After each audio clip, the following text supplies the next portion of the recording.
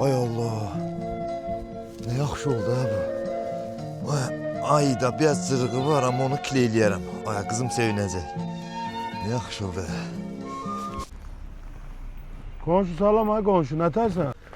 Ha qonşu, salam salam. Neyinisən burada? Sağ olun gözəl, heç nə ilə evə gedirəm. Hə, mən də işə gedirdim ha. Nəsə qulluğun var? Sağ ol, Allah köməyin olsun. Oldu qadan alım, sağ özündən var. Sən o qonşu məni gördü, utandı, nə pis oldu, ayaqqabıda gördü, gizlətdi. Nə pis oldu sən. Allah satıcıya dedim də, inşallah ayağına olar uşağın. 7 yaş dedim də. Gedim qonşumu sevindirim. Görəsən qonşuda kley olacaq.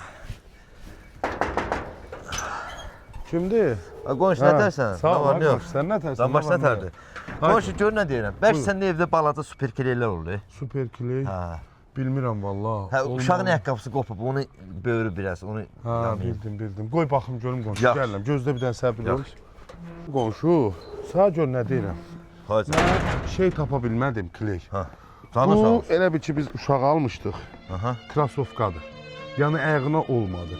İstəyirsən 7 yaşınadır da, səndə də şu an 7 yaşı var, düzdürmü? Hə, apar geyindir olacaq məncə ayağına bunu. Qonşu xəzələt Təzə də ha, Allah. yəni istifadə Qonşu. olunmuşdu. Qonşu xəzələt verirsən. Aynen Çox sağ ol, xəzələt. qonşu. Qardaş, sənə bir də həmişə demişəm Çox ki, nə sevinəcəm. lazım oldu? Qonşu nə gün də gərəkdir. Götür can salını, apar ver geyinsin. Sağ ol qonşu. Aclığınız adınız yoxdur Öpürəm. ki?